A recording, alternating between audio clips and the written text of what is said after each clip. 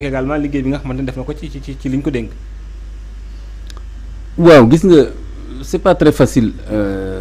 répondre question mel ni parce que li ci nekk ak li ci lëmasu et surtout que affaires étrangères bari na ci loo xam ni neexul analyser parce que ça se fait en souterrain. faire diplomatie. voilà lu ci bari ci suuf la léegi nag des fois su échec yi amee en ce moment là ministre bi day nekk toujours bouc émissaire. mais en réalité dafa nekk lu stratégique. comme ni nga ko waxee aussi nekk ministère de souveraineté surtout par rapport ak les nouvelles autorités nga xam dañu am benn vision de souveraineté. boo xam ni xam nga am na niveau bu ñu ko yóbbu. donc am na yoo xam ni tey ministre bi mën nga wax ne accablé ko mooy jàpp ne erreur yi ñu xam ne wala yi ñu jàpp ne def na ko que moom daf ci wéetu daf ci wéet quoi. parce que ni ma la ko waxee stratégie bi mu laaj ak li mu wundu c'est très rare que ministre affaires étrangères di def yëfu boppam. par expérience aussi jot nañoo gis ay affaires ministre des affaires étrangères yi fi jot a jaar bu ñu xawee def un peu ci comparaison ci li ñu gis ci kaw ci profil yi ndax quand même jàpp nga ni xëj na ça pourrait faire l'affaire sinon ça répond quand même au critère que le Sénégal a toujours mis au devant. ah non il me semble peut-être quelques rares cas mais il me semble quand même vraiment suñu jëlee suñu ministre affaires étrangères yi fi jaar yëpp ba fi ñu toll nii il me semble que charisme bi ñu doon dégager maîtrise dossier bi ñu doon dégager ouverture bi ñu amoon dans le monde ak même seen communication et tout il me semble que vraiment ñu bari ci ñoom duma leen gam-gamle ak ministre bi ñu am nii actuellement mooy Yacine Fall. bu ñu jëlee lu parce que je me demande d'ailleurs est-ce que sax Yacine Fall vraiment en termes de diplomatie pure laay wax ah. de haute diplomatie États-Unis la nekkoon de. États-Unis ñu fa nekk bari na c'est-à-dire oui bon xam nga tam loolu mooy suñu problème ñun da ngay ñëw fii ñun Sénégal souvent tam dañuy complexé ci yooyu. benn ñu ne la yàgg na France mais après mën naa am ay bale mbett la doon de France donc ben écoute mais li ma bëgg a wax mooy. haute diplomatie moom Yacine Fall lu mu yàgg États-Unis nangam Canada na nekk fu ko neex mais dama la bëgg haute diplomatie loolu njàng la ak parcours ak nangam d'abord mooy est-ce que am na parcours diplomatie mooy def école diplomatie une chose deuxième chose def loolu ba pare am carrière professionnelle lu mu gàtt ci wàllu boobu est-ce que am na ko 1 2 muy 2 boo yemoon foofu déjà rek est-ce que doo ko exclure je sais pas il faut waaw c'est possible gis nga c'est possible beneen bi mooy nu mu tuddati alors beneen bi mooy su fekkee ni haute diplomatie la ñuy wax loolu en général ñi ñu koy jox ah non seulement dama la wax am na njàng bi ni ak parcours bi mais des fois sax ay anciens ambassadeurs wala ay ku yàgg daal ci loolu parce que dafa nekk ay question ni ma la ko waxee yu stratégique dañu am pratique voilà am pratique donc est-ce que Yacine Fall mi am na boobu njàng maanaam est-ce que jàng na loolu ah mën na am jàng na leneen sori ci loolu mais diplomatie la ñuy wax on parle de diplomatie et de haute diplomatie et rawatina encore pour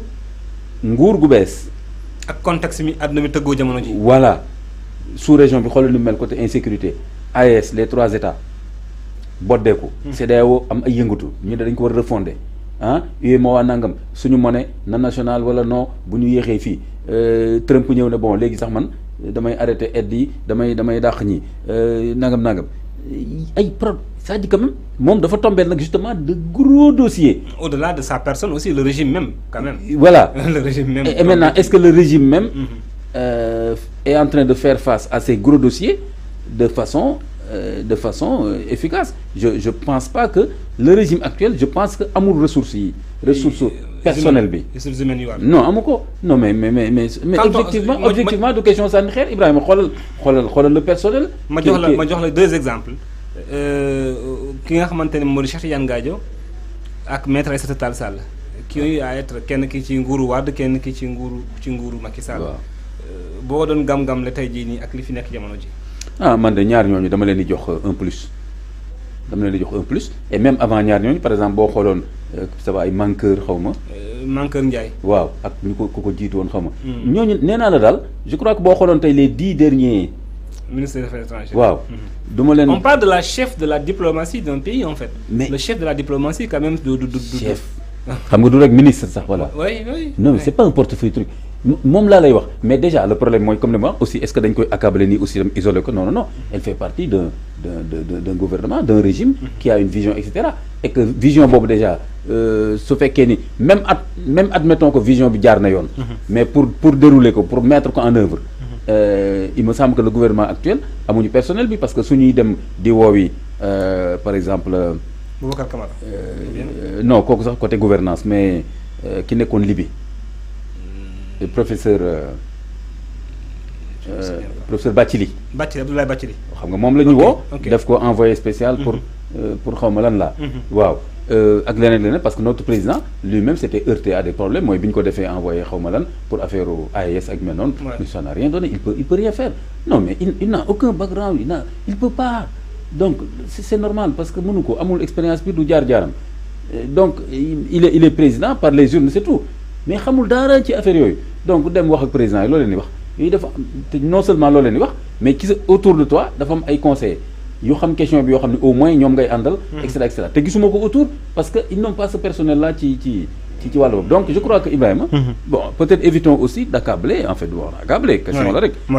de penser que le problème diplomatique qu'on a mooy effectivement on n'a pas une diplomatie aujourd'hui performante on peut pas dire que ça se passe bien mais je crois que ce serait une grave erreur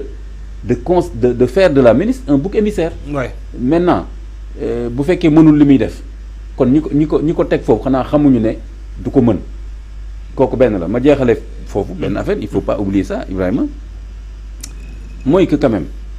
le problème entre le premier ministre cette dualité là et le président loolu tam day feeñ ci yëpp c'est-à-dire que est-ce que tey cette dame là elle est nommée par qui? Parce que le gouvernement, il y a des gens qui sont plus proches de Diomaye que de Sonko. Mais la nomination, quand même, est de droit exclusif du président de la République. Oui, dans le principe. Mais de le consulter le Premier ministre. Oui. Parce que... C'est sur la proposition, d'ailleurs, du Premier ministre que... Très bien. En principe. En principe, voilà. En principe, voilà. Mais, parce que le Premier ministre, quand même, le président, si on a un ministre qui est sawaru gis nga xolal mën nako isoler facilement xolal diko contourner di contourner ay dossiers yooyu day am dañ koy def surtout Afrique moom contourner ay dossiers yenn dossiers etc. Donc il faut d'abord se poser même la question quelle est la place même de cette chef de notre diplomatie et quelle est sa marge par rapport est-ce que tey jii elle est très à l'aise avec le président parce que nangam ou bien est-ce qu'elle n'est pas en difficulté avec le Premier ministre etc. Des questions quand même. Est-ce que la vision leer na ci moom est-ce que kan président wax nag moom parce que surtout lui président en particulier on a vu ma jeexal foofu peut-être on a vu par exemple le Premier ministre partir signer des accords yoo xam ni ba tey je sais même pas qui sait le contenu c'est quoi en Guinée-Bissau avec MFDC.